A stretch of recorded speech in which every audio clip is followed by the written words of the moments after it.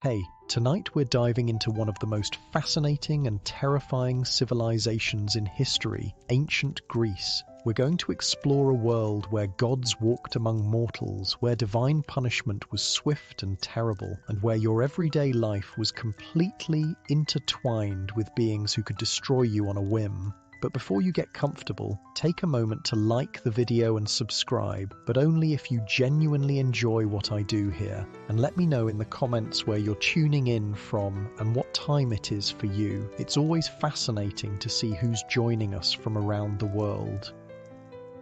Now, dim the lights, maybe turn on a fan for that soft background hum, and let's ease into tonight's journey together.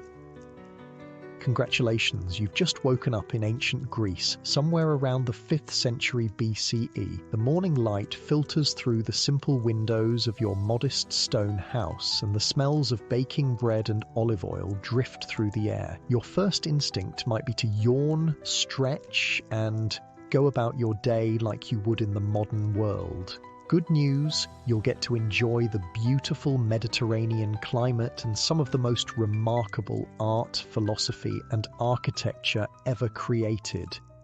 Bad news, you are now living in a world where immortal, all-powerful beings could end your existence because you forgot to offer them a portion of your dinner.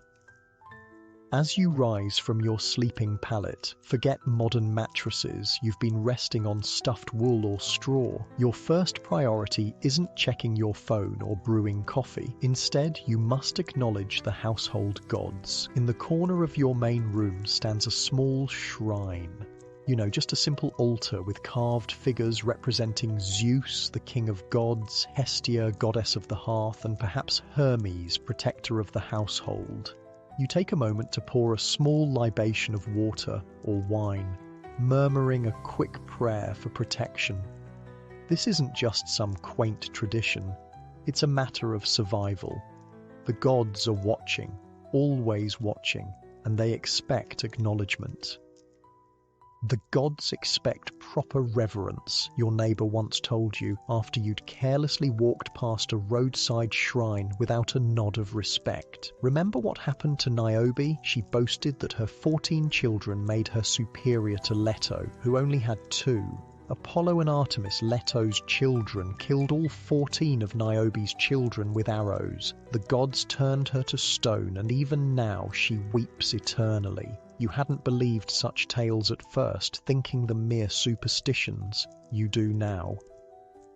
As you step outside into the narrow street, the city is already bustling with activity. Men in simple tunics hurry toward the agora, the central marketplace and gathering place. Women balance water jugs on their heads as they return from the public fountain. Children chase each other, playing with simple wooden toys, and everywhere are reminders of the gods.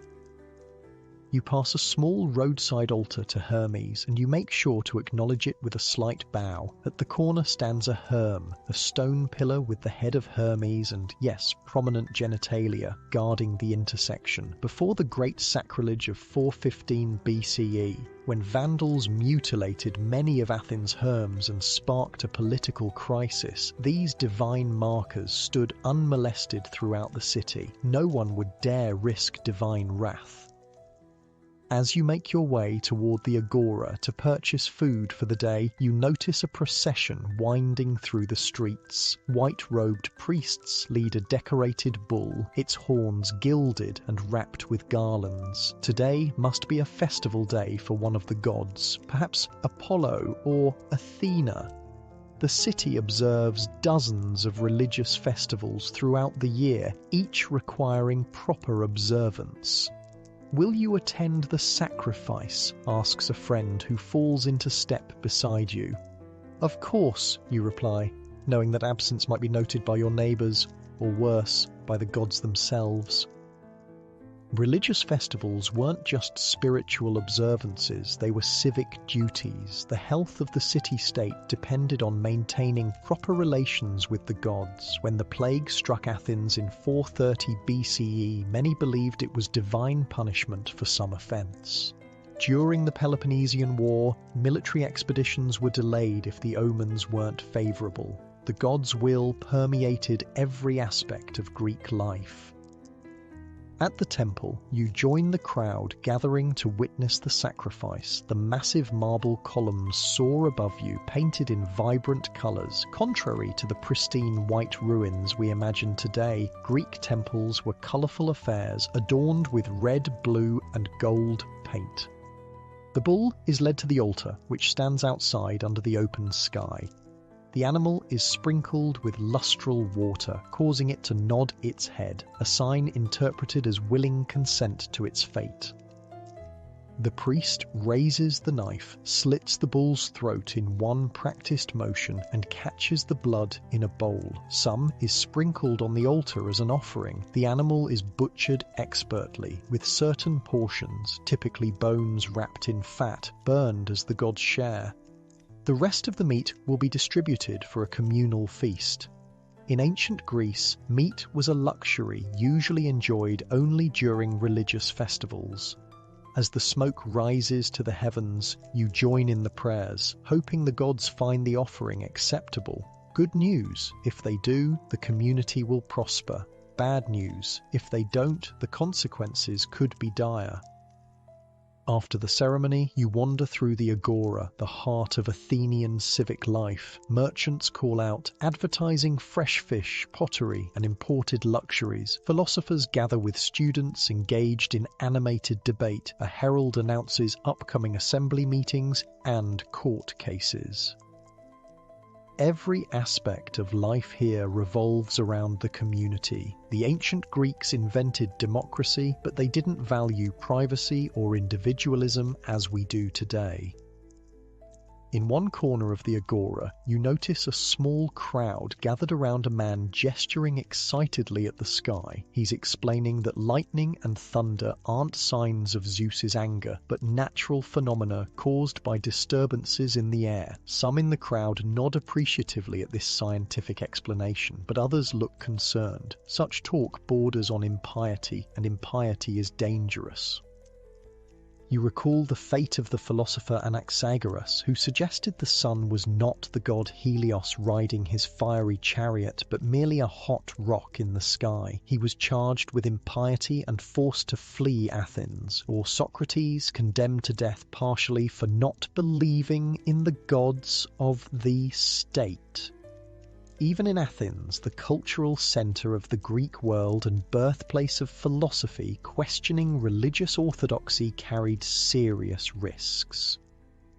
As midday approaches, you stop at a tavern for a simple lunch. Bread dipped in wine, olives, and a bit of cheese. The Greeks typically ate a light meal at midday and a larger dinner in the evening. You overhear men at the next table discussing news of a naval victory, attributing it to Poseidon's favour. One man suggests that the general's skill deserved more credit than divine intervention. His companions quickly shush him. "Be careful," one whispers. "Remember what happened to Ajax?" Ajax the Lesser, one of the Greek heroes of the Trojan War, had boasted that he survived a shipwreck despite Poseidon's wrath. For this hubris, excessive pride challenging the gods, Poseidon split the rock where Ajax had found refuge and drowned him. The gods did not tolerate being upstaged. After lunch, you decide to visit the gymnasium, where men exercise, train, and socialize. The gymnasium is another uniquely Greek institution devoted to the development of both body and mind. Men exercise naked. The word gymnasium comes from the Greek word gymnos, meaning naked, engaging in wrestling, running, and discus throwing. Afterwards, they might attend lectures or discussions on philosophy, politics, or poetry. As you watch the athletes, a young man tells you how the first Olympic Games were established to honor Zeus. The victors received only simple olive wreaths as prizes, but the glory of winning endured for a lifetime. The Games were so sacred that even warring city-states declared truces during the Olympic period to allow athletes safe passage to the sanctuary at Olympia. "The gods love excellence," he explains. "When we strive for arete, excellence and virtue, we honor them. But when we become too proud of our achievements..." He trails off, not needing to finish the thought. You both understand. The gymnasium empties as afternoon fades into evening. You head home, stopping at a well to draw water for the household. Daily life in ancient Greece involved constant labor just to maintain basic necessities. Without running water, electricity, or any modern conveniences, simple tasks consumed hours of each day. Arriving home, you prepare a simple dinner. Before eating, you carefully set aside a portion as an offering to the gods, pouring a small libation of wine onto the household altar. This daily ritual acknowledges the gods' supremacy and your dependence on their favor. Every meal begins with this act of devotion. As darkness falls, oil lamps provide dim illumination. Without electric lights, the rhythm of life followed the sun. Most Greeks were in bed shortly after sunset, especially in winter when nights were long. But tonight, your neighbor has invited you to a symposium, a drinking party where men recline on couches, share wine, and engage in conversation about everything from politics to poetry. The symposium begins with libations to the gods, first to the Olympians, then to the heroes, and finally to Zeus the Saviour. The wine flows freely, though it's mixed with water in a large crater. Drinking unmixed wine was considered barbaric. As the evening progresses, the conversation turns to a recent incident that has the city buzzing. A wealthy merchant, known for his success and increasingly lavish lifestyle, had publicly declared that his prosperity came from his own cleverness rather than divine favor. The next day, his largest ship sank in a sudden storm, taking his fortune to the bottom of the sea. No one seems particularly surprised by this turn of events. Hubris, an older man says solemnly, the gods cannot abide it. You nod in agreement, having quickly learned this fundamental principle of Greek life. Hubris, excessive pride or arrogance, especially when it challenged divine prerogative, invited nemesis, divine retribution. The gods maintained cosmic balance by humbling those who rose too high. The symposium winds down as the night grows late. Walking home through dark streets, you pass by temples where eternal flames burn, providing reassuring points of light. Nighttime in an ancient city was profoundly dark, with only the stars, moon, and occasional lamps to guide travelers. Back home, before retiring to your sleeping pallet, you pay one final visit to the household shrine. You murmur thanks for the day's safety and prosperity, however modest, and ask for protection through the night. In a world where the gods could bring disaster at any moment, storms, earthquakes, plagues, or personal calamities, constant piety was your only insurance. As you drift off to sleep, you reflect on your day in ancient Greece. The omnipresence of the gods has made you more mindful, more attuned to the world around you. Every action carries potential significance. Every success must be met with humility and gratitude rather than pride. You've begun to understand that to survive in this world, you must acknowledge powers greater than yourself. Good news. This awareness brings a certain richness to life, a depth of meaning to even simple actions. Bad news. One misstep, one forgotten offering, one moment of excessive pride could bring divine wrath raining down upon you. Tomorrow, you'll wake and begin again, navigating this complex relationship between mortal and divine. For now, though, you sink deeper into slumber, dreaming perhaps of gods and heroes, of Mount Olympus and the realms beyond, dreams sent, according to the Greeks, by the gods themselves.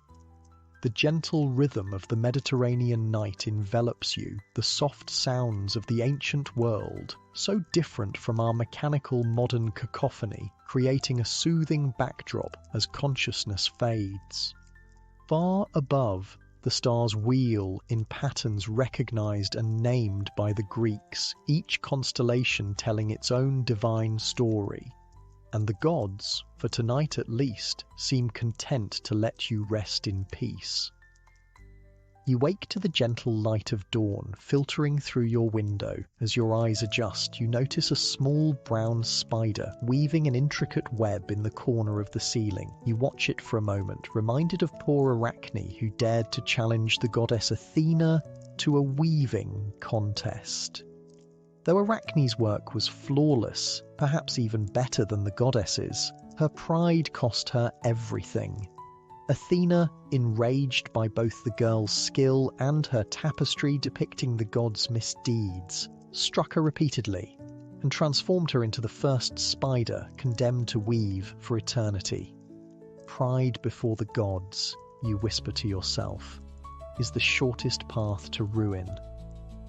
You rise and perform your morning devotions at the household shrine more carefully than yesterday. The tale of Arachne has made you extra cautious. After washing your face with water from a clay basin, you dress in a simple chiton, a tunic made of 2 rectangles of lightweight wool or linen, pinned at the shoulders and belted at the waist. Women wear longer chitons that reach to the ankles, while men's typically fall to the knees. Today, rather than heading to the agora, you decide to journey to a nearby sacred spring to collect water thought to have healing properties. The Greeks attribute special powers to certain natural features, springs, caves, mountain peaks, believing them to be dwelling places of nymphs, minor nature deities who serve as caretakers of the natural world. As you leave the city walls behind and follow the well-worn path through olive groves, you reflect on how thoroughly the gods have shaped this landscape. Every feature has its associated deity or myth. That mountain to the west, the sleeping form of a giant turned to stone by Athena. The constellation overhead last night, the hunter Orion, placed among the stars by Artemis. The natural world isn't just inhabited by the gods, it is literally formed from divine action. The sacred spring lies in a small grove of ancient plane trees. A simple stone altar stands nearby, adorned with offerings, small clay figurines, ribbons, a lock of hair tied with string. You aren't alone. Several other people have come to collect the healing waters or leave petitions for the nymphs. An elderly woman sits on a stone bench watching the clear water bubble up from between moss-covered rocks. She smiles as you approach. "Come for the nymph's blessing?" she asks. You nod, kneeling beside the spring with your clay vessel. "I was healed here once," she tells you, her voice soft with memory. "As a girl, my eyes were failing. My mother brought me here for 9 consecutive days at dawn. We made offerings and bathed my eyes with the sacred water. By the 9th day, I could see clearly again." "The nymphs were kind to you," you reply. "The gods give and the gods take away," she says with the simple acceptance of someone who has lived long in this world of divine caprice. "My brother was a fisherman who once kept his entire catch instead of offering a portion to Poseidon. The next day his boat was dashed against the rocks, though the sea had been calm when he set out." You've heard dozens of such stories by now, tales of divine punishment following seemingly minor infractions. While collecting water, you make sure to pour a small libation back into the spring as an offering, whispering thanks to the nymphs. On your return journey, you pass farmers working in terraced fields. Agriculture in rocky, mountainous Greece requires constant labor for modest returns. As in everything, farmers must acknowledge the gods who control their fate, particularly Demeter, goddess of the harvest, and her daughter Persephone. A farmer looks up from his work and waves in greeting. "Fine day Demeter has blessed us with," he calls. "Indeed," you answer. "May your crops grow strong under her care." The farmer nods appreciatively at your proper acknowledgement of the goddess. "We're preparing for the Thesmophoria," he explains, referring to an important festival dedicated to Demeter. "Women only," he adds with a wink. "My wife and daughters will participate while I mind the farm." The Thesmophoria was one of many women-only religious festivals in ancient Greece, giving women rare religious authority in an otherwise male-dominated society. For 3 days, women would leave their homes to camp at the sanctuary of Demeter, performing secret rituals that men were forbidden to witness. The festival ensured fertility, both of the crops and of the women themselves. As you continue toward the city, you encounter a small procession coming the opposite direction. People carry branches and flowers, singing a hymn. At their center walks a young girl dressed in a special robe, her hair adorned with blossoms. She's being escorted to serve as an Araphoros, one of the young girls selected for a year of service to Athena on the Acropolis.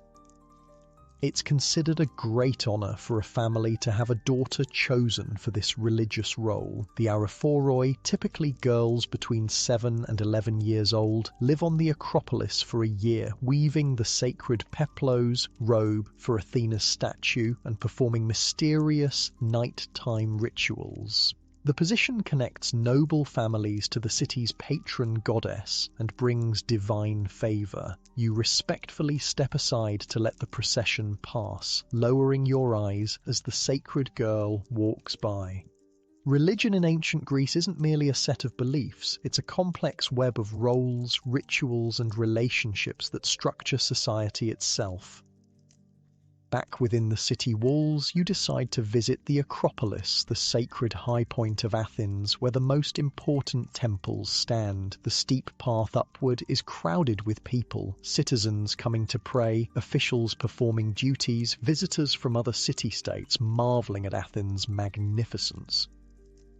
At the top, you pause to catch your breath, taking in the spectacular view. The massive Parthenon dominates the Acropolis, its marble gleaming in the sunlight, vibrant painted details visible even from a distance. This temple, dedicated to Athena Parthenos, Athena the Virgin, houses one of the most awe-inspiring cult statues in the Greek world, a towering figure of the goddess made of gold and ivory, created by the master sculptor Phidias. You notice a group of men in heated debate near the entrance to the Erechtheion, another important temple on the Acropolis. Drawing closer, you realize they're discussing reports of unfavorable omens regarding a proposed military expedition.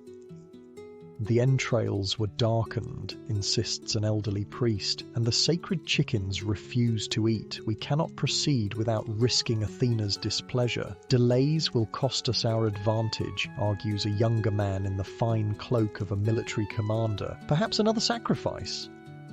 The signs were clear, the priest interrupts firmly. Would you risk the fate of Agamemnon? You understand the reference immediately. Agamemnon, the legendary king who led Greek forces against Troy, had offended Artemis by boasting that he was a better hunter than the goddess. As punishment, she becalmed the Greek fleet, preventing their departure for Troy.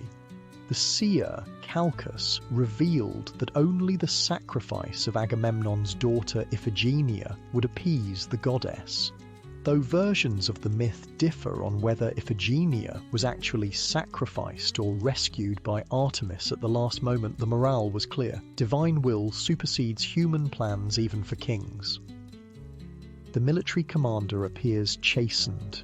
We will wait, he concedes. Let us consult the oracle at Delphi for further guidance. This deference to divine signs wasn't superstition to the Greeks, but practical wisdom. Ignore the gods at your peril. Even the most powerful men knew better than to proceed against unfavorable omens. You continue your exploration of the Acropolis, stopping to leave a small offering at the altar of Athena Nike, Athena of Victory. Around you, other worshippers perform their own devotions. A woman praying for her son's safe return from a sea voyage, an athlete seeking the goddess's favor in upcoming games, a craftsman offering thanks for a completed commission. As you descend from the Acropolis, you pass the Theatre of Dionysus, where tragedies and comedies are performed during festivals honoring the god of wine and ecstasy. The stone seats carved into the hillside provide a natural amphitheatre with excellent acoustics. Today, workers are preparing the space for upcoming performances, sweeping the orchestra, the circular performance area, and making repairs to the scheme, the background building used by actors.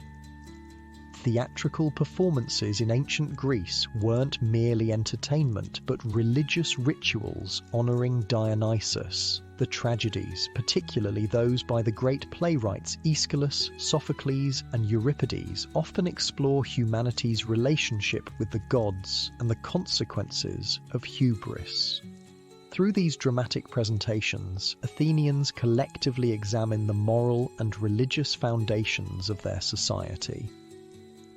By now, the afternoon heat has intensified and you seek refreshment at a public fountain house. These structures, often decorated with sculptures of water nymphs, provide the city's water supply. Women gather here not just to collect water but to socialize, exchanging news and gossip while their large clay hydriae, water jars, fill. You overhear two women discussing a scandalous incident from the previous night. They say he mocked the mysteries, one whispers, referring to the secret Eleusinian mysteries, sacred rituals dedicated to Demeter and Persephone that promised initiates a blessed afterlife. Surely not, the other responds, glancing around nervously. That would be impiety of the highest order, the first woman finishes. The assembly will certainly exile him if the charges prove true. Religious offences were taken extremely seriously in ancient Athens. In 415 BCE, the statesman Alcibiades was recalled from a military expedition to face charges of mocking the Eleusinian mysteries at a private gathering. Rather than face trial, he defected to Sparta, Athens' enemy in the Peloponnesian War. Such was the severity of religious crimes. As evening approaches, you decide to visit a small sanctuary of Asclepius, the god of healing, located on the southern slope of the Acropolis. People with ailments come here to sleep within the sacred precinct, hoping that Asclepius will visit them in dreams and either cure them directly or prescribe treatments. The sanctuary is peaceful as the day's heat begins to fade. Suppliants prepare simple pallets where they'll sleep tonight, while priests perform purification rituals. On the walls hang votive offerings, small metal or terracotta replicas of healed body parts, hands, feet, eyes, left by grateful patients as thanks for divine healing. A physician tends to a man with a wounded leg, cleaning and bandaging it. In ancient Greece, medicine combined practical treatments with religious healing. Physicians like Hippocrates were developing more scientific approaches to healing, but most people still attributed both illness and recovery to divine action. As you observe the sanctuary's activities, a priest approaches. "Are you seeking the god's healing?" he asks. "Just observing today," you reply, "though I'm curious about the dream healing." The priest smiles. Asclepius comes to the worthy in dreams, sometimes accompanied by his sacred snakes. He gestures to a non-venomous serpent gliding along the sanctuary wall. The snakes are his messengers, embodiments of renewal as they shed their skins and emerge renewed. Sacred animals were associated with many Greek gods: Zeus's eagle, Athena's owl, Poseidon's horse, Artemis's deer, and Asclepius's snake. These creatures were considered especially dear to their respective deities and sometimes served as divine messengers or embodiments. As dusk falls, you leave the sanctuary and head toward home. The streets grow quieter as people retreat to their dwellings. Without widespread street lighting, nighttime in an ancient city was a time to be indoors. Those who ventured out carried small oil lamps to light their way and often traveled in groups for safety. Passing a modest house, you hear singing, a mother teaching her daughter a hymn to Artemis that she'll need to know for an upcoming festival. Religious education happened primarily in the home, with parents teaching children the proper rituals, prayers, and myths necessary for navigating relationships with the gods. Upon reaching your own dwelling, you light the household lamps and prepare a simple evening meal. As always, you set aside the first portion for the gods, pouring a libation of wine. Good news, this daily practice helps maintain divine favor for your household. Bad news, neglecting it even once could invite disaster. After your meal, you sit by lamplight, perhaps working on household tasks like spinning wool or mending garments. Without electronic entertainment, evenings in ancient Greece were spent in conversation, telling stories, making music, or completing necessary work by lamplight before retiring early. Before sleep, you visit the household shrine once more. In the flickering light, the small figurines of the gods seem almost alive, as if watching your every move with their painted eyes. You bow your head in reverence, offering a final prayer for continued protection through the night. As you settle onto your sleeping pallet, you reflect on the day's experiences. Living in ancient Greece means living in constant awareness of the divine presence. Every action, from the most mundane to the most significant, occurs under the watchful eyes of the gods. Their favor brings prosperity, their displeasure brings ruin. You've witnessed both the comfort and the anxiety this relationship produces, the reassurance of divine protection when properly honored, and the terror of divine retribution when offended. The gods are neither fully benevolent nor malevolent, but capricious forces requiring constant propitiation. As sleep begins to claim you, your last conscious thoughts are of tomorrow's religious obligations, a minor festival requiring attendance at a temple across the city. In ancient Greece, the religious calendar structures time itself, dividing the year into sacred periods dedicated to different deities and commemorating mythic events. Your breathing slows, your muscles relax, and you drift into dreams, perhaps sent by the gods themselves. In Greek belief, significant dreams were divine messages requiring interpretation. Morpheus, god of dreams, shapes the visions that visit mortals in sleep, sometimes revealing prophecies or divine instructions. The gentle Mediterranean night wraps around you like a blanket, stars shining through your window, stars that to ancient Greek eyes form the constellations of their divine stories. Perseus, Andromeda, Orion, the Pleiades.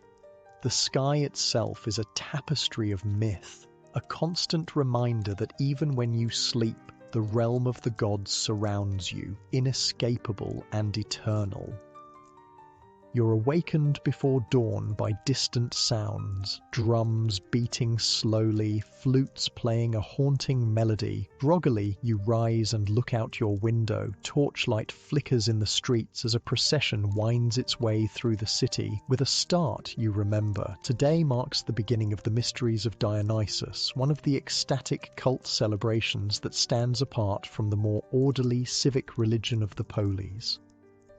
Curiosity piqued, you dress quickly and step outside. The procession has already passed your street, but you can follow the sound and the trail of scattered flower petals. The Dionysian revelers, mostly women called maenads, are heading out of the city toward the wilderness of the surrounding hills, where they'll perform secret rituals far from male eyes. Dionysus, is different from the other Olympian gods. The last to join their divine company, he represents the wild, irrational forces that civilization normally keeps in check. His worship involves wine-induced trance states, frenzied dancing, and sometimes, according to disturbing tales, the tearing apart of animals, or even humans, with bare hands. Good news, these Dionysian rites provide a rare opportunity for women to escape domestic confinement and experience religious ecstasy. Bad news, the wild abandon sometimes leads to genuine violence and madness.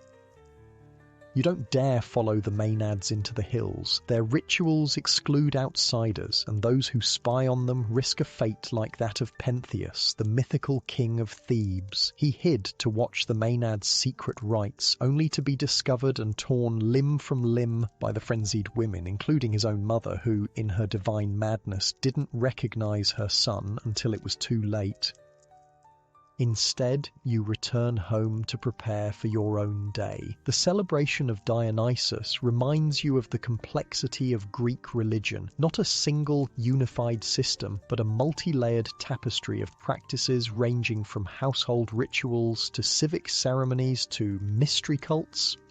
Some Greeks participated in all these dimensions simultaneously, navigating different religious experiences for different needs.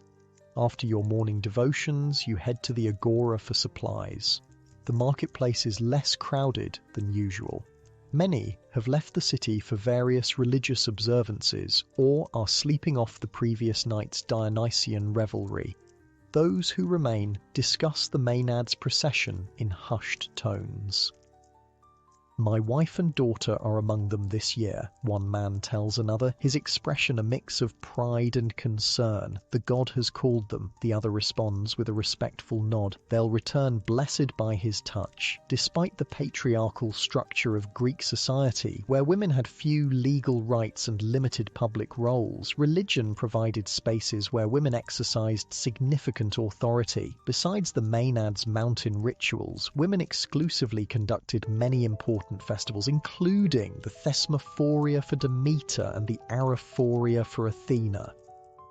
As you select olives and fresh bread from the market stalls, you notice a group gathering around a public slave who serves as the city's herald. He pounds a staff against the ground to gain attention before making an announcement. "Citizens of Athens," he proclaims, "the assembly has decreed that all men of military age must present themselves at the temple of Ares tomorrow at dawn. The omens have proved favorable for the expedition to Sicily. Preparations will begin immediately." The Peloponnesian War, the long conflict between Athens and Sparta that would ultimately lead to Athens' downfall, has been raging for years now. The ambitious Sicilian expedition of 415 BCE represents Athens' attempt to expand its influence westward, but it will end in complete disaster. Partly because the commander Alcibiades will be recalled to face those charges of impiety you overheard the women discussing yesterday. The interconnection between religion, politics, and military affairs couldn't be clearer. No significant state action occurs without divine consultation and approval. Generals sacrifice before battles, seeking favorable signs in the entrails of the victims. Unfavorable omens can delay campaigns or change strategies. Victories are attributed to divine favor, defeats to divine displeasure. As you leave the agora with your purchases, you encounter a small crowd gathered around a man seated on a wooden platform. He's a rhapsode, a professional performer of epic poetry, reciting portions of Homer's Iliad, the ancient poem composed around the 8th century BCE, but telling of events supposedly from the 12th century BCE, remains enormously influential in Greek culture, serving almost as a religious text. You pause to listen as the rhapsode reaches a dramatic moment. The intervention of Athena to prevent Achilles from killing Agamemnon in rage. The goddess, visible only to Achilles, grabs his hair to restrain him. The audience nods appreciatively. Such direct divine intervention seemed perfectly plausible to them. For the ancient Greeks, the Iliad and Odyssey weren't mere entertainment, but repositories of religious and ethical wisdom. They taught proper relationships between mortals and immortals, demonstrated the consequences of hubris, and provided examples of both heroic virtue and cautionary failure. Every educated Greek knew these stories intimately, and even the illiterate heard them performed regularly. Moving on, you decide to visit a friend who lives near the Kerameikos, Athens' main cemetery located northwest of the Agora. The Greeks placed great importance on proper funeral rites, believing that souls couldn't find peace in the underworld without them. The famous tragedy Antigone by Sophocles centers on a woman's determination to provide burial rites for her brother despite a royal prohibition, demonstrating how religious obligations sometimes superseded human law. Your friend is preparing for the third day of funeral rites for her grandfather. The initial burial occurred 2 days ago, followed by a feast at the family home. Today, family members will bring offerings to the tomb, libations of wine, honey, and milk poured through special tubes into the earth to reach the deceased, as well as garlands and small gifts. "Will you accompany me?" she asks. "Grandfather always enjoyed your company." You agree, helping her gather the offerings into baskets before walking together to the cemetery. The Keramakos contains various types of graves, simple markers for ordinary citizens, elaborate stone monuments for the wealthy, and impressive public tombs for those who died defending Athens. Stone sculptures called stelae mark many graves, depicting the deceased bidding farewell to loved ones in poignant relief carvings. At her grandfather's tomb, your friend performs the rituals with practiced reverence, pouring the libations and arranging fresh garlands. She speaks to him as if he can hear, updating him on family matters and assuring him of their continued care. Though the body lies buried, Greeks believed the psyche, soul, retained some awareness and could be comforted by these attentions. "We must keep the third day observance, the 9th day, and then the 30th, she explains. After that, we'll remember him at the annual festivals for the dead, the Genesia and Nemesia, and visit with offerings on his birth date. This ongoing relationship with the deceased, maintained through regular ritual observances, gave death a different quality in ancient Greece than in many modern societies. The dead remained part of the community, requiring care and remembrance from the living, who in turn might receive protection or guidance from beyond. As you leave the cemetery, you notice dark clouds gathering. A storm is approaching, not just a natural phenomenon to ancient Greek eyes, but an expression of Zeus's power. Thunder was his voice, lightning his weapon. A violent storm might indicate his anger, gentle rain, his blessing. You hurry toward shelter as the first heavy drops begin to fall. Passing a small temple to Poseidon, you observe sailors and fishermen rushing inside to make offerings, hoping to placate the god of the sea during the storm. Their livelihoods depended entirely on his goodwill. Taking refuge beneath a covered stoa, a colonnaded walkway common in Greek architecture, you wait out the downpour alongside other stranded pedestrians. Nearby, an elderly man interprets the thunder patterns for a group of attentive listeners. 3 claps from the east. Zeus approves the assembly's decision, he declares confidently, but that long rumble from the north suggests caution in its execution. Weather signs, bird flights, unusual animal behavior, all were potential messages from the gods requiring interpretation. Professional seers and diviners made their living providing such services, though educated Greeks increasingly questioned these practices. Philosophers like Xenophanes criticized anthropomorphic conceptions of the gods, while medical writers like Hippocrates sought natural explanations for phenomena previously attributed to divine action. Yet even these rational thinkers rarely denied the gods' existence outright. Instead, they reinterpreted divine nature in more abstract terms. Socrates was executed partly for introducing new gods, not for atheism, but for his unconventional religious views. Complete denial of the divine remained almost unthinkable. As the rain slackens, you continue on your way, careful to avoid puddles that have turned the city's unpaved streets muddy. You're heading toward the outskirts of Athens to visit a small shrine dedicated to the hero Theseus, the mythical king who unified Attica and defeated the Minotaur. Heroes occupied a middle ground in Greek religion, not fully gods, but more than mortals, usually legendary figures from the past who had achieved remarkable feats. Heroes received cult worship at their supposed tombs or at sites associated with their exploits. Unlike the Olympian gods, whose influence extended across the Greek world, hero cults tended to be intensely local, connecting communities to their mythical past.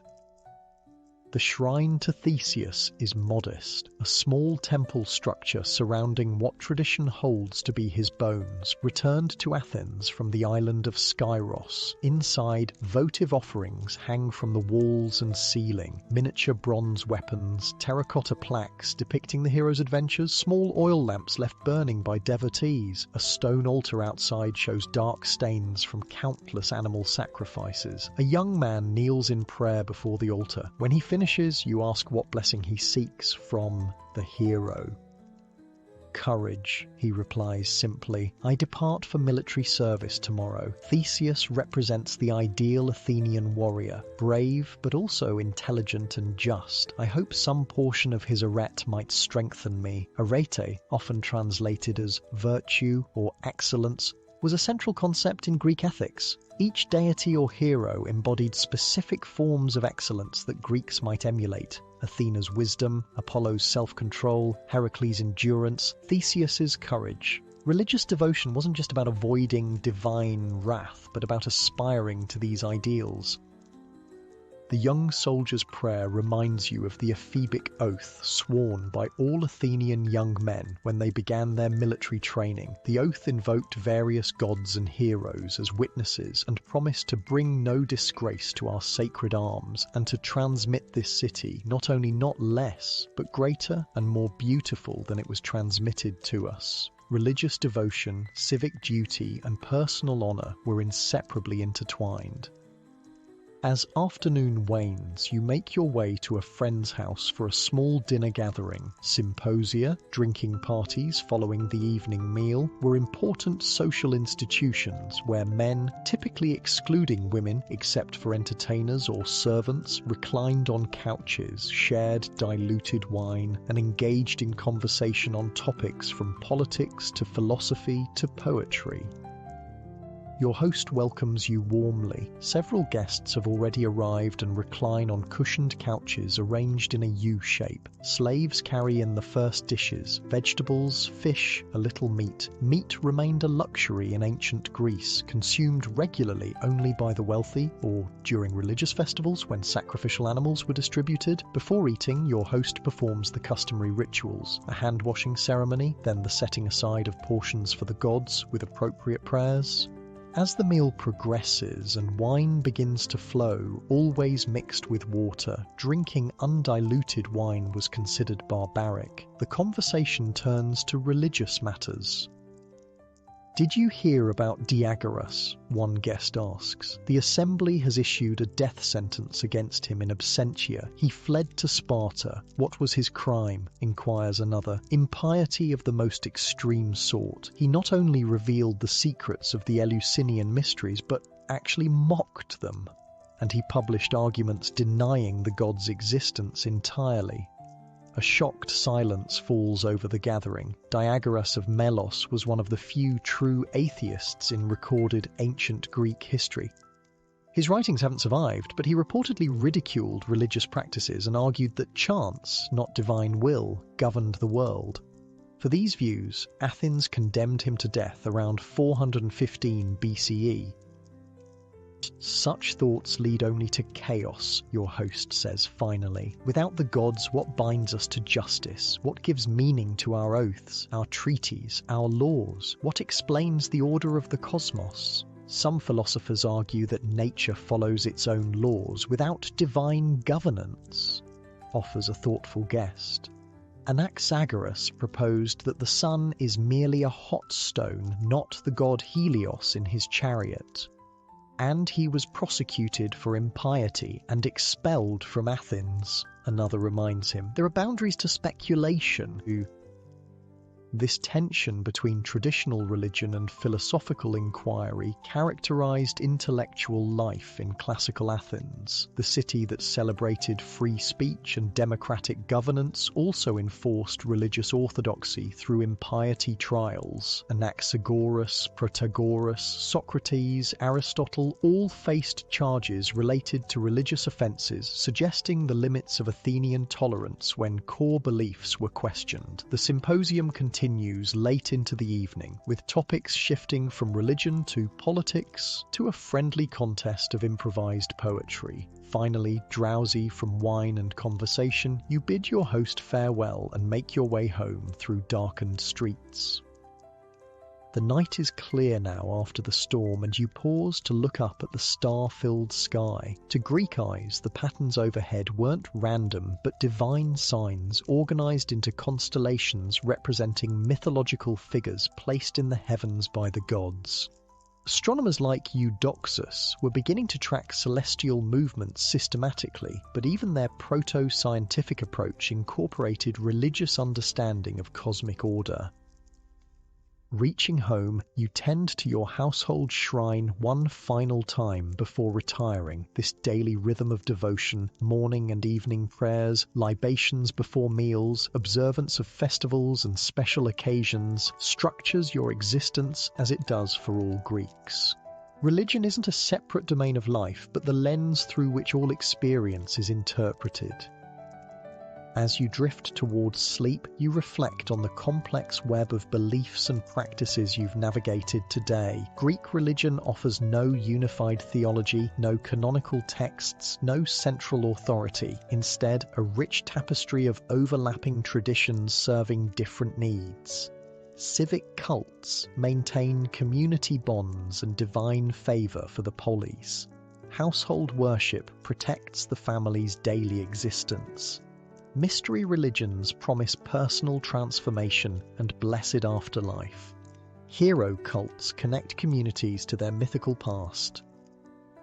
Through these varied practices, Greeks negotiate their relationship with powers they perceive as both essential to human flourishing and potentially devastating when offended. The same gods who bring life-giving rain can send destructive storms. Those who ensure fertility can also blight crops. Those who grant victory in battle can turn the tide against you. In this world permeated by divine presence, nothing is truly secular. Political decisions, military actions, artistic creations, athletic competitions, medical treatments, all have religious dimensions. The Greeks have no word that precisely corresponds to our religion, because they have no concept of a non-religious sphere of life. The gods are everywhere, always. Your consciousness begins to fade, sleep claiming you as the gentle Mediterranean night deepens. Perhaps Morpheus, god of dreams, will visit you with visions, prophetic, symbolic, or merely the mind's own creations clothed in divine authority. In a world where the boundary between human and divine remains permeable, even sleep brings no complete escape from the gods' watchful presence. They surround you, shape your destiny, demand your attention, the inescapable reality of life in ancient Greece.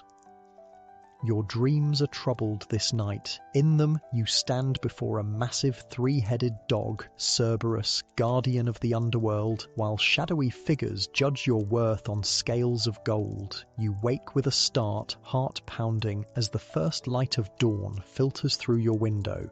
The dream lingers, its imagery uncomfortably vivid. Dreams held special significance for the ancient Greeks. They could be messages from the gods, prophecies of events to come, or reflections of divine displeasure. Homer describes dreams as passing through gates of horn, true dreams, or gates of ivory, false dreams. Some temples, particularly those dedicated to Asclepius, practiced incubation, the ritual practice of sleeping within sacred precincts to receive healing or prophetic dreams. After performing your morning rituals at the household shrine with particular care, the dream has left you feeling vulnerable. You decide to consult a professional dream interpreter. Such specialists were common in ancient Greece, helping people understand the divine messages encoded in their nocturnal visions. You find the interpreter in a small shop near the agora, surrounded by scrolls and curious amulets. She's an elderly woman with keen eyes that seem to look through rather than at you.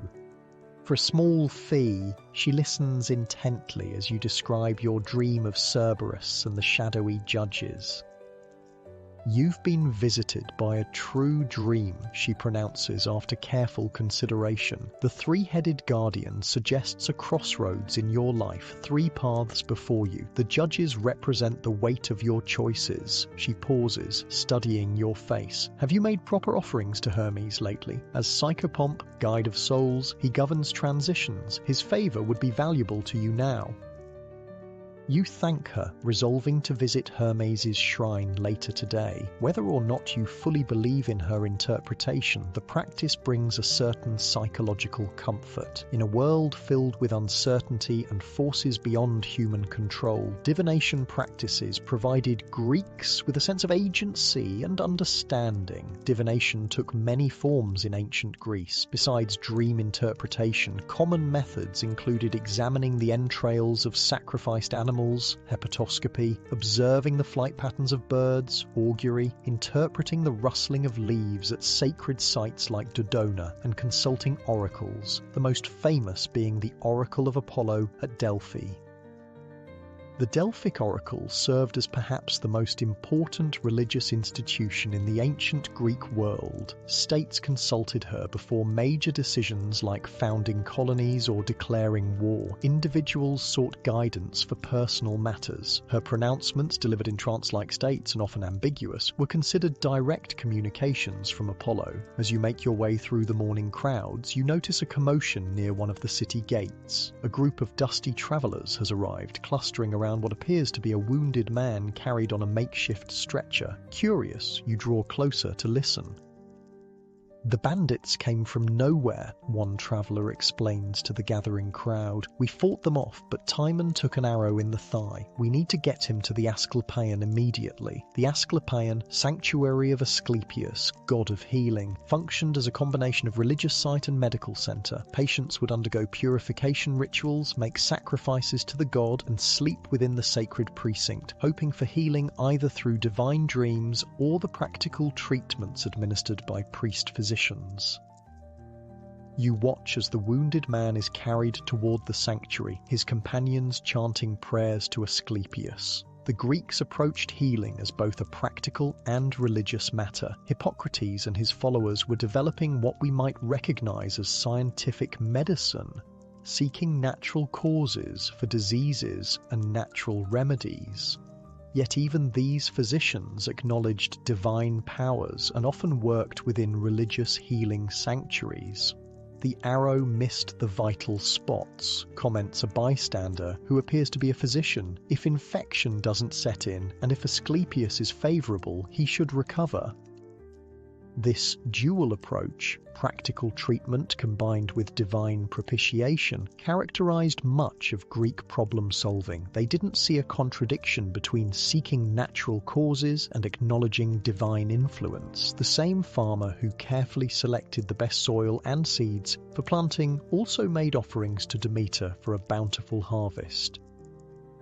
Continuing toward the agora, you encounter a small procession making its way through the streets. A family leads a sheep garlanded with flowers, accompanied by flute players. They're heading toward the temple of Zeus, likely to fulfill a vow made for some blessing received.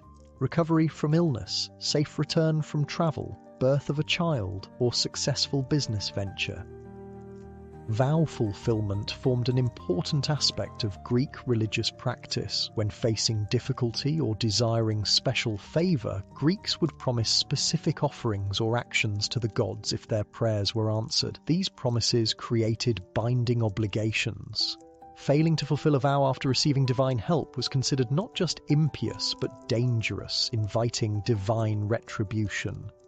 In the agora, you find the usual morning bustle intensified by preparations for an upcoming festival. Workers erect temporary wooden stands for spectators.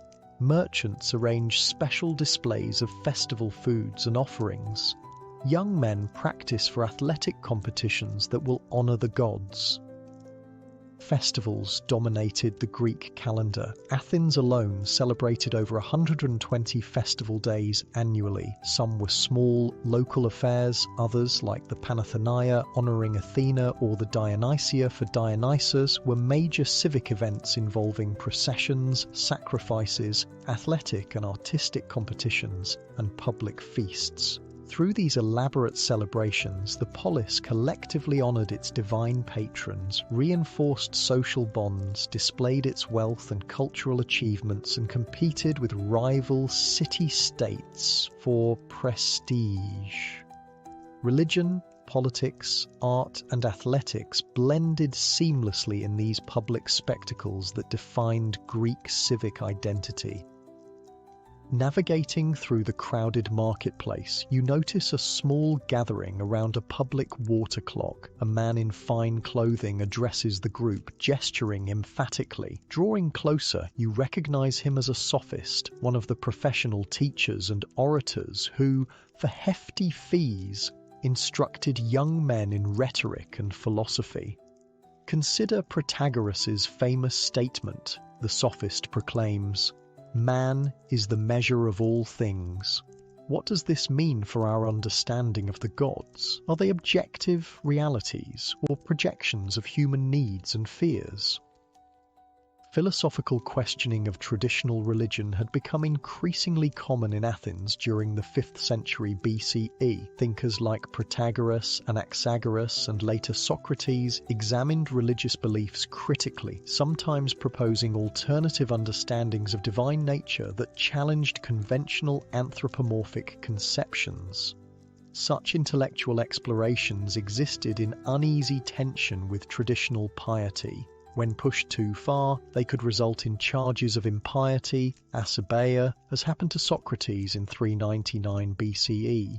His execution for corrupting the youth and not believing in the gods of the state demonstrated the limits of Athenian tolerance for religious innovation. The sophist, perhaps aware of these boundaries, quickly qualifies his provocative questions. Yet we must remember that piety forms the foundation of justice. As Hesiod teaches, Zeus oversees human affairs, rewarding the righteous and punishing wrongdoers. This appeal to traditional religious ethics satisfies most listeners who nod approvingly. Greek morality was inseparable from religion. Concepts like justice, hospitality, oath-keeping, and respect for suppliants were enforced through beliefs in divine oversight and punishment. Zeus Xenios watched over the treatment of guests and strangers. Zeus Horkios guaranteed oaths. The Erinyes, Furies, pursued those who shed family blood. These divine enforcers ensured social order in ways that human legal systems could not. While Athens had developed sophisticated courts and laws, ultimate justice was believed to reside with the gods, who could see hidden crimes, punish across generations, and reach beyond the grave. Speaking of justice, you next observe a curious procession heading toward the Areopagus, the hill where Athens' most serious court cases were tried. Officials lead a solemn line of people, including what appears to be a terrified man in chains. A murder trial is about to begin. Homicide was considered not just a crime against the victim and society, but a source of miasma, religious pollution that could spread and bring divine punishment upon the entire community if not properly addressed. Murder trials therefore included purification rituals alongside legal proceedings. The accused murderer would first be required to undergo ritual washing. Witnesses swore mighty oaths, calling divine punishment upon themselves if they testified falsely. Jurors made sacrifices before hearing the case. The courtroom itself was established on ground sacred to the gods of justice. If convicted, the murderer faced not only legal punishment, typically exile or execution, but also religious consequences. Their soul might wander restlessly after death, denied proper rest in the underworld. Their family might suffer divine retribution for generations, as illustrated in tragic cycles like that of the House of Atreus, where bloodshed led to more bloodshed in an endless chain of vengeance.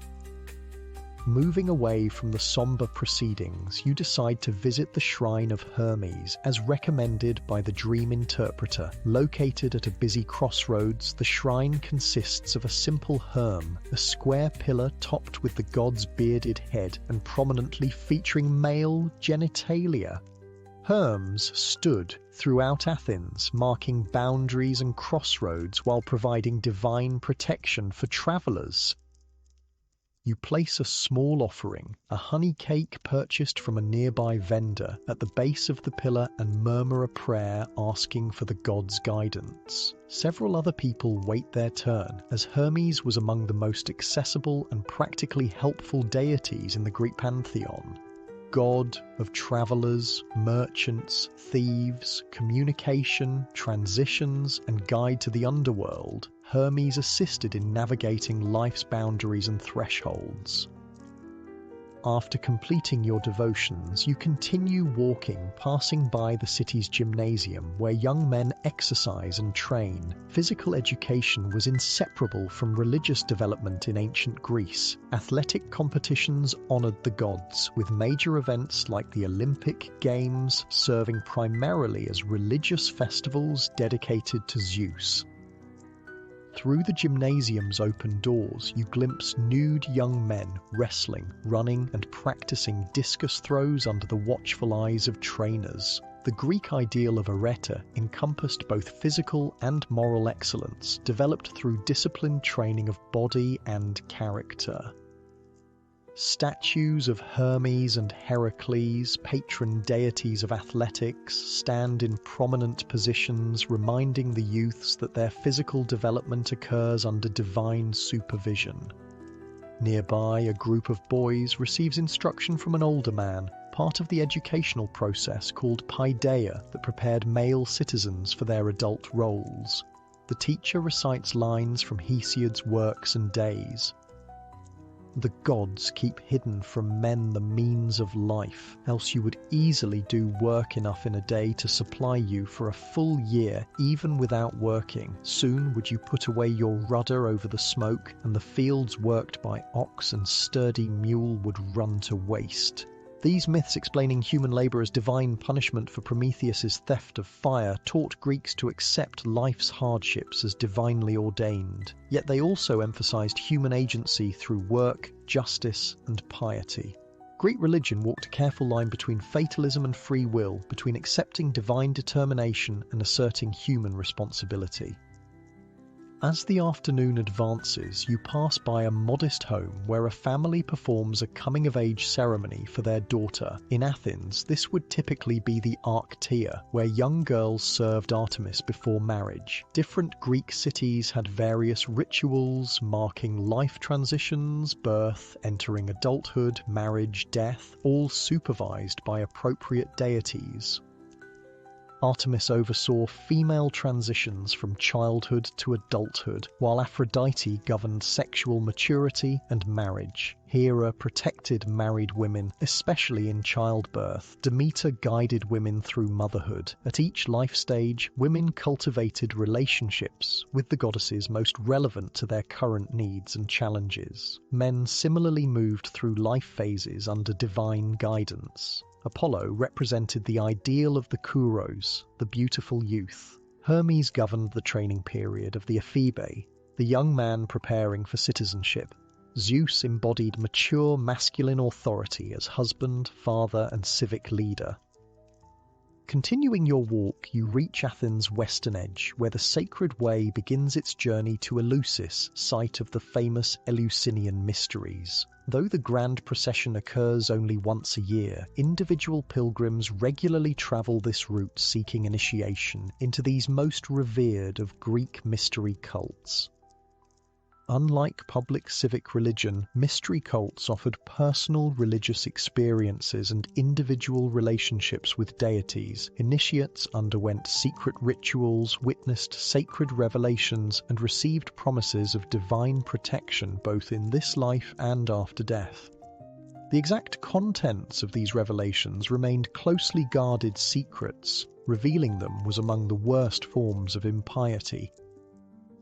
The Eleusinian mysteries, dedicated to Demeter and Persephone, were the most prestigious of these cults. Their central myth, Persephone's abduction to the underworld, Demeter's grief and searching, and their eventual reunion, symbolized the cycle of death and rebirth that initiates hoped to experience spiritually. Participation promised a blessed afterlife, with initiates said to die with better hopes than the uninitiated.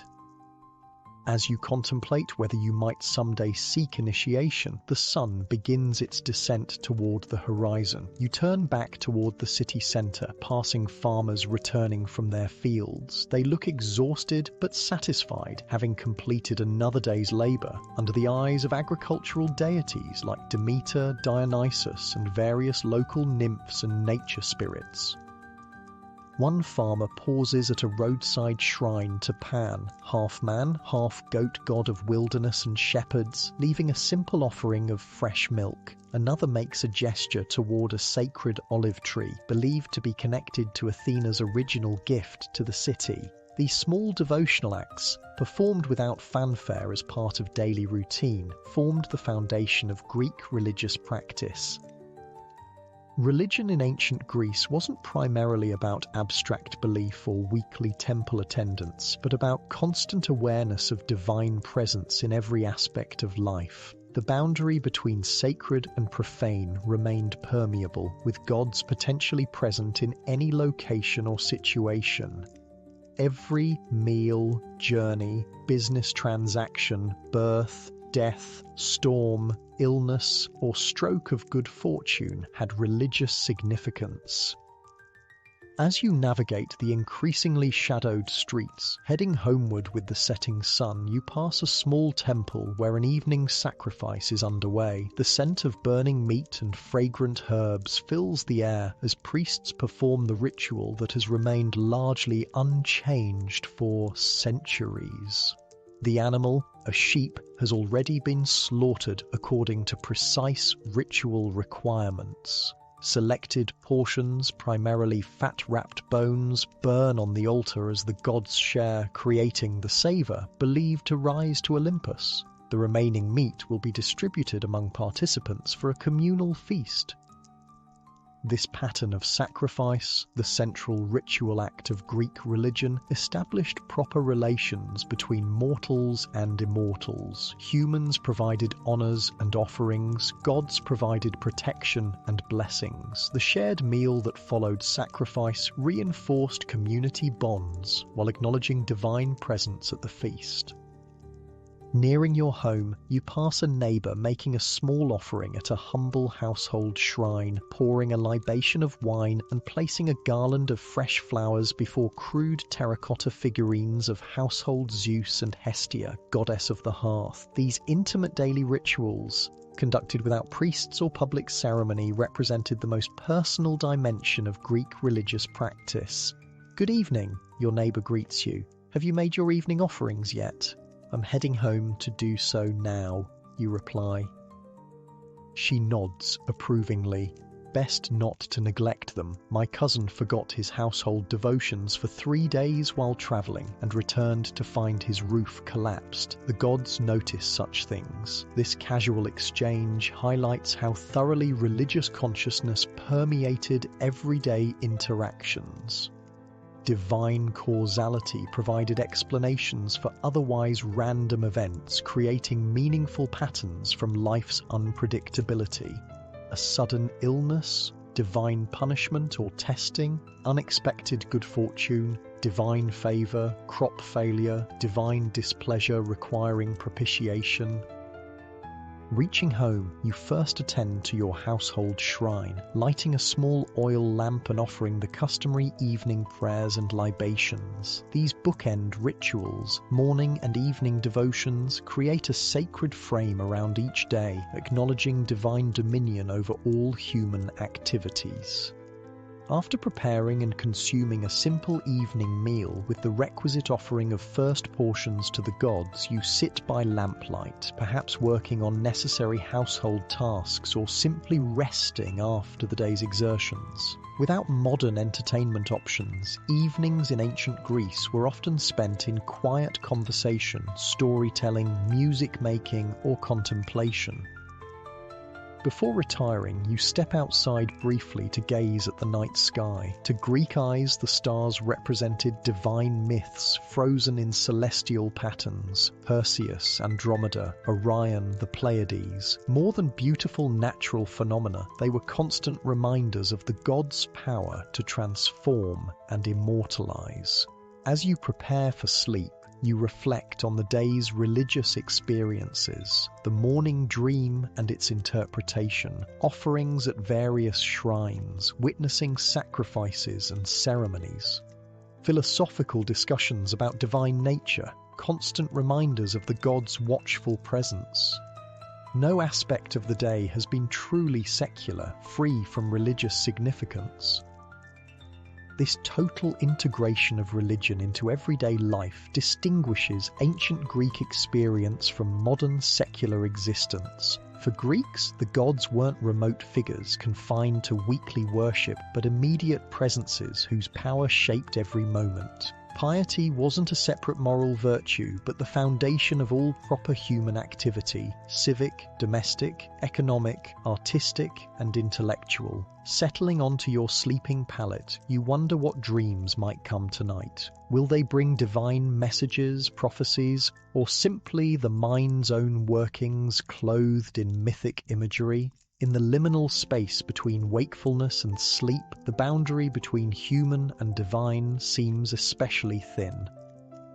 As consciousness fades, you enter the realm governed by Hypnos, god of sleep, and his son Morpheus, shaper of dreams. Even in slumber, you remain under divine governance, your sleeping mind as much a site of potential divine contact as any temple or shrine. The gods are inescapable, present in waking and sleeping, in public spaces and private thoughts, in life's greatest moments and its most mundane details. This omnipresence defines the ancient Greek religious experience, a world where the divine saturates every aspect of human existence, for better or worse. You dream of Olympus that night, a magnificent mountain palace where the gods feast on ambrosia and nectar, arguing over the fates of mortals. In your dream, Zeus looks directly at you with eyes like lightning, and you wake with a gasp as the first light of dawn breaks. Was it merely imagination or a genuine divine visitation? In ancient Greece, the line between the two remained perpetually blurred. Rising from your sleeping pallet, you perform your morning devotions with special care. The dream of Zeus feels significant, perhaps even ominous. Throughout Greek mythology, direct divine attention rarely boded well for mortals. Think of Semele, who asked to see Zeus in his true divine form and was burned to ash by his glory. Or Actaeon, who accidentally glimpsed Artemis bathing and was transformed into a stag, then torn apart by his own hunting dogs. Good news: the gods could bestow tremendous blessings when pleased.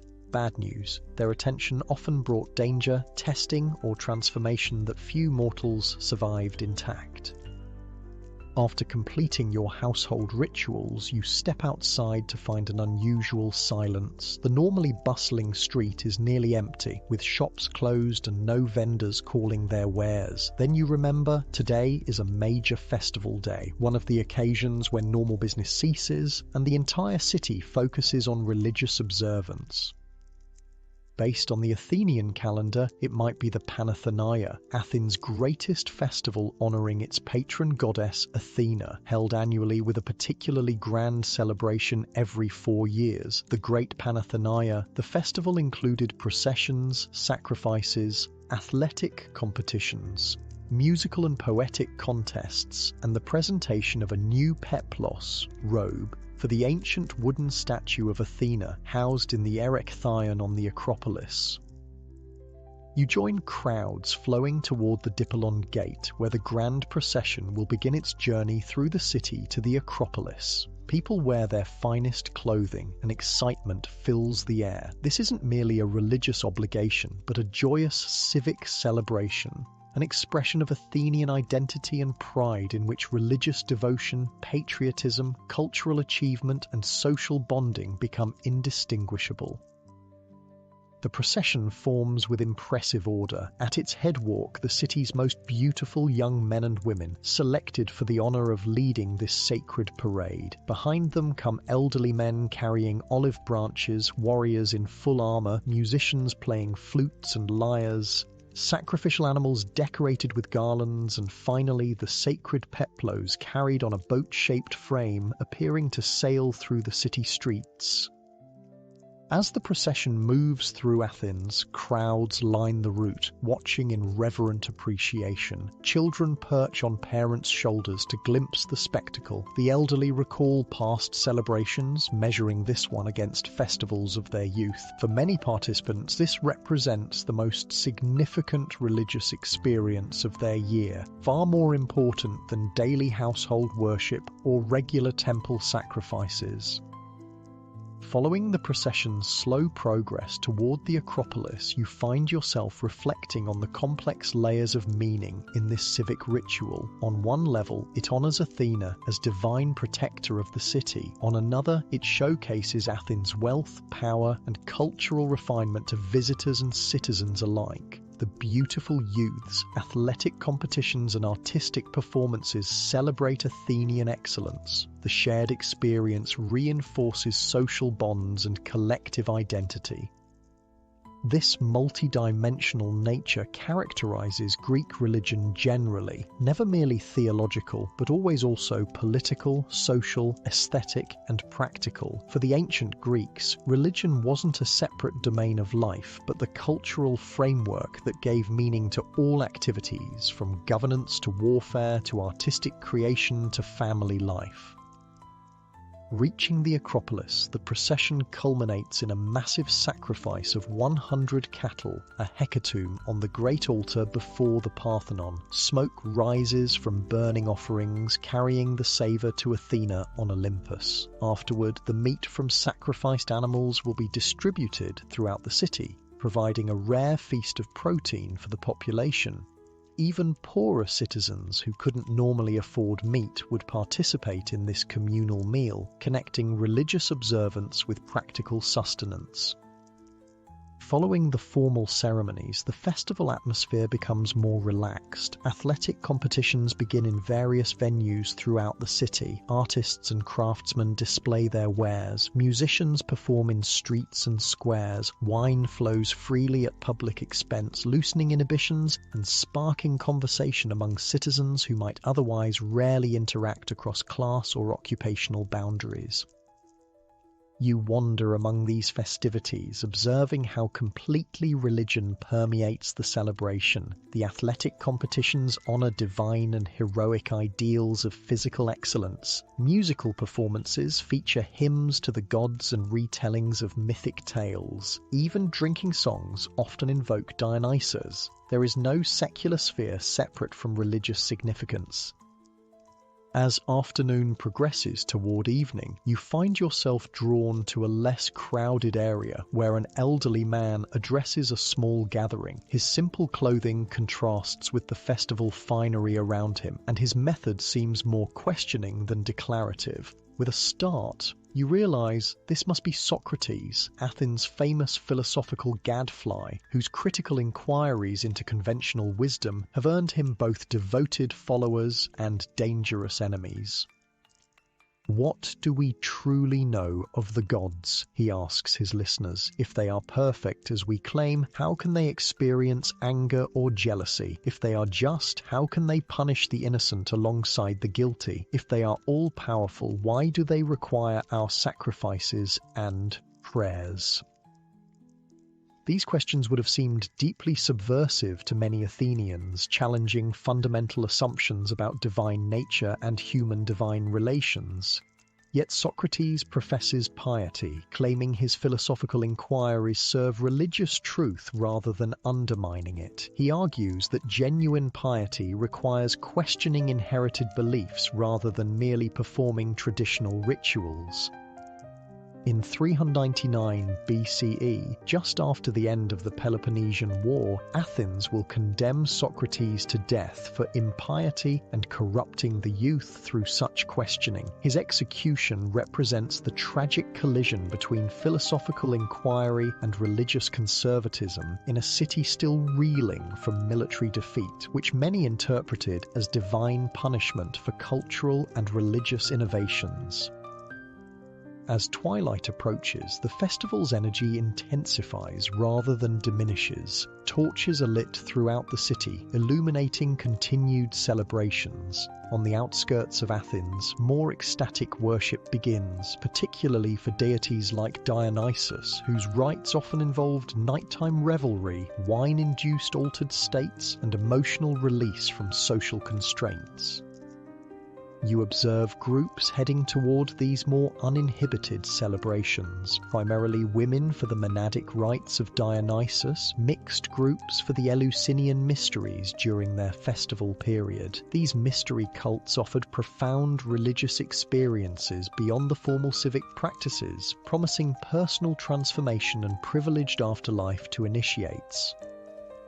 The public and private, the civic and ecstatic, the traditional and innovative, all these dimensions coexisted in Greek religious practice, fulfilling different needs. The sensible citizen participated across this spectrum, honouring traditional gods in traditional ways, while perhaps also seeking more personal religious experiences through mystery initiations or philosophical exploration. As darkness fully descends, you witness one final religious spectacle, the Panichis, an all-night celebration featuring torchlit dances and processions. Young women perform complex choreographies honoring Athena, their movements casting intricate shadow patterns against temple walls.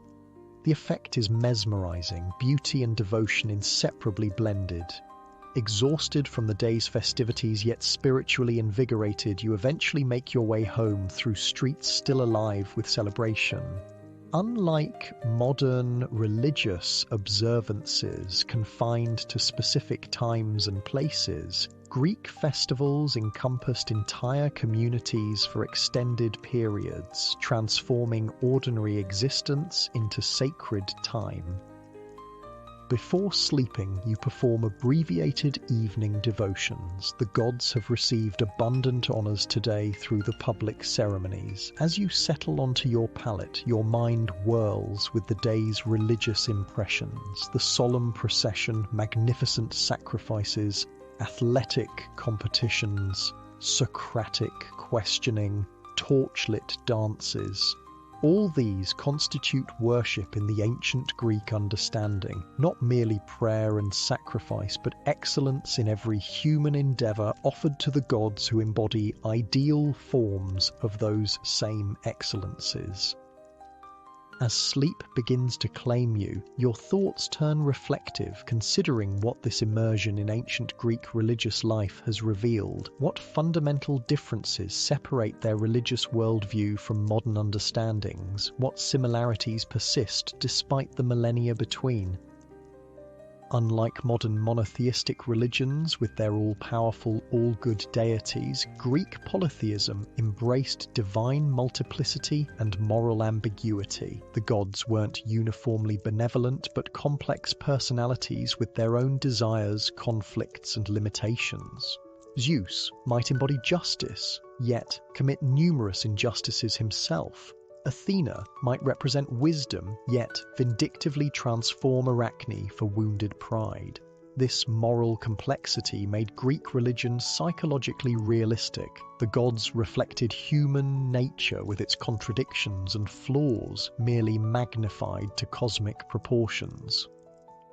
Also, unlike many modern religions, Greek practice emphasized orthopraxy, correct action, over orthodoxy, correct belief. What mattered was performing appropriate rituals correctly, not maintaining theological purity or personal faith. A Greek could harbor private doubts about divine myths, while still participating fully in religious ceremonies. The philosophical schools, Epicureans, Stoics, Platonists, developed various theological interpretations while continuing to engage in traditional religious practices.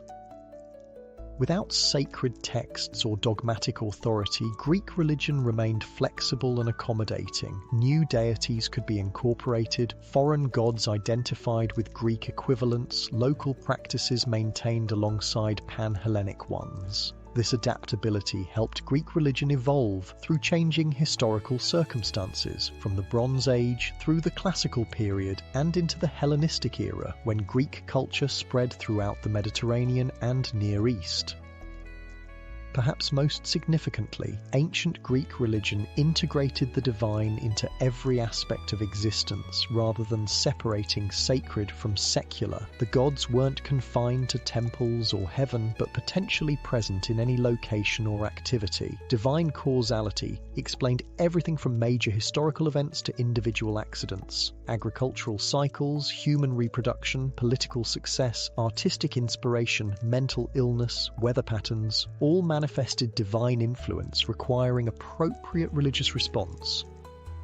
This thoroughgoing religious consciousness created a world enchanted by divine presence, where meaning permeated every experience. Natural features, mountains, springs, trees, caves weren't merely physical phenomena, but sites of divine power. Human achievements reflected divine inspiration and favor. Disasters indicated divine displeasure requiring correction. Nothing was random or meaningless. Everything connected to the cosmic order maintained by the gods. Yet despite these differences, certain religious fundamentals transcend historical and cultural boundaries. Like their modern counterparts, ancient Greeks sought divine protection from life's dangers and uncertainties. They craved understanding of cosmic purpose and human place within it. They used religious frameworks to establish ethical standards and social order. They created religious communities providing mutual support and shared identity. They developed rituals marking life's significant transitions: birth, maturity, marriage, death. Most poignantly, Greeks struggled with the same existential questions that haunt humanity across time. Why do the innocent suffer? What happens after death? How should we live meaningfully in a world filled with unpredictability and eventual mortality? Their religious practices and myths offered provisional answers to these unanswerable questions, providing psychological comfort and cultural stability amid life's uncertainties. As consciousness fades towards sleep, these reflections deepen your appreciation for the Greeks' religious achievement. Their gods may seem remote to modern sensibilities, their practices sometimes bizarre or even disturbing, yet they created a richly symbolic religious system that sustained one of history's most remarkable civilizations for centuries, producing enduring contributions to philosophy, literature, art, politics, and ethics that continue to shape Western culture. The Greek gods embodied both nature's power and human ideals, mediating between cosmic forces and human aspirations. Through worship, Greeks acknowledged their dependence on forces beyond human control, while cultivating excellence within human capacity. The religious system balanced resignation to fate with celebration of human agency, acceptance of mortality with striving for immortal achievement. Among the most profound Greek religious insights was the concept of sophrosyne, moderation, self-knowledge, acceptance of human limits. Nothing in excess and know thyself, inscribed at Apollo's temple at Delphi, expressed this wisdom. Humans weren't gods and shouldn't attempt to become them, the hubris that triggered divine punishment in countless myths. Yet humans could approach divine qualities through excellence in their properly human sphere. This balanced perspective offered a middle path between arrogant overreach and passive fatalism. Acknowledge divine power without abject submission. Strive for excellence without forgetting mortal limitations. Honor the gods without expecting perfect divine justice. Accept death's inevitability while creating works that transcend individual mortality. Such wisdom remains valuable in any era. Modern humans, despite vast technological advances, still face fundamental existential conditions the Greeks recognized: mortality, vulnerability to forces beyond control, the need for meaning and connection. Ancient Greek religion addressed these universal human needs through its distinctive mythic framework and ritual practices. As you finally surrender to sleep, the gods of Greece, Zeus, Athena, Apollo, Artemis, Hermes, Aphrodite, Dionysus, and countless others hover at the edges of consciousness. Though no longer actively worshipped, they live on as powerful archetypes in Western cultural imagination, embodying enduring patterns of human experience and aspiration. Their myths continue to illuminate human psychology. Their symbols permeate art and literature. Their ethical dilemmas provoke philosophical reflection. The Greek gods demanded respect and proper worship from mortals, but they also inspired the heights of human achievement. The same religious consciousness that filled ordinary Greeks with anxious piety produced the Parthenon, the Olympic Games, the tragedies of Aeschylus and Sophocles, the dialogues of Plato, the sculptures of Phidias, cultural treasures that transcend their religious origins to speak to universal human experience.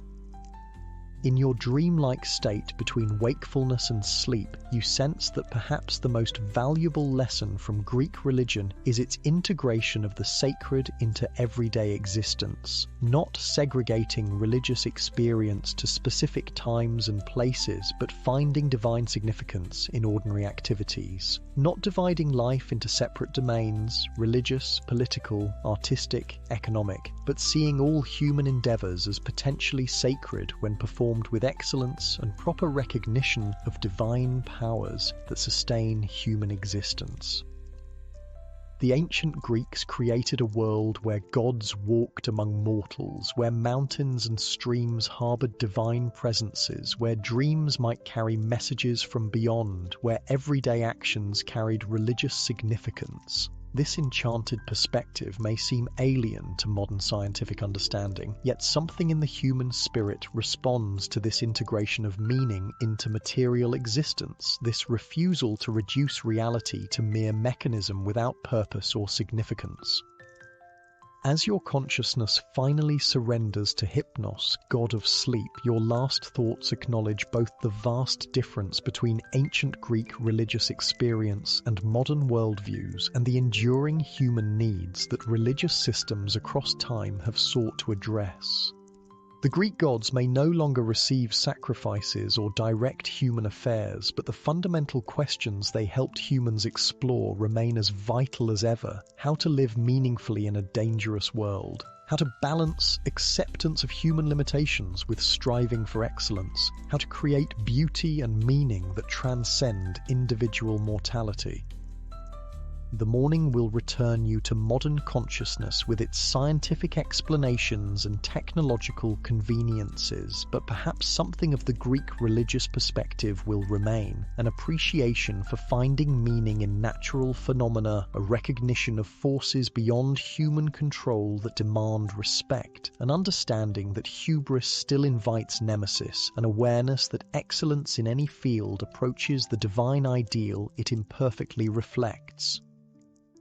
The gods of Olympus have faded from active worship, but their archetypal powers remain embedded in Western cultural consciousness, emerging in art, literature, psychology, and philosophy. Zeus's authority, Athena's wisdom, Apollo's clarity, Dionysus's ecstasy, Aphrodite's beauty, Ares' aggression, these divine qualities continue to shape human experience and understanding, though their mythic frameworks have been replaced by scientific, psychological, or secular ethical systems. In this sense, the ancient Greek gods achieved a form of immortality beyond their active worship period, surviving not as literal divine beings receiving sacrifices, but as powerful symbolic representations of enduring patterns in human experience and aspiration. They live on in our cultural imagination, helping us articulate and understand dimensions of existence that transcend rational explanation or material reduction.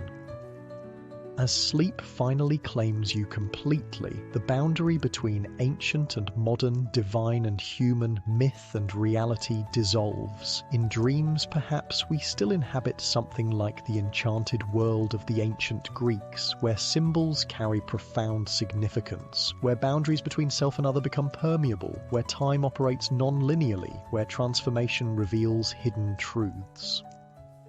In this twilight consciousness, the Greek gods don't seem so distant after all, but present as they always were, embodiments of powers that shape human existence from within and without, given names and stories to make them comprehensible to mortal minds seeking meaning in an ultimately mysterious cosmos.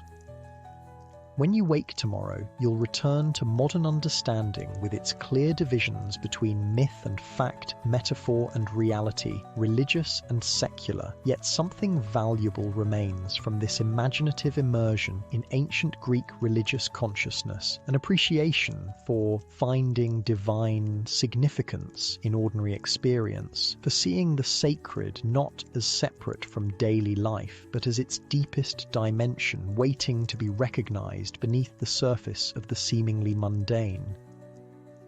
The ancient Greeks lived in constant awareness of the gods, finding divine presence in every aspect of existence. Their religious worldview created a universe saturated with meaning, where nothing was merely physical or accidental, but potentially revelatory of deeper patterns and purposes. While modern frameworks differ dramatically, the human need for meaning, connection, and transcendence remains. The Greeks satisfied these needs through their complex pantheon and elaborate rituals, creating a religious system that sustained their remarkable civilization through centuries of cultural flowering.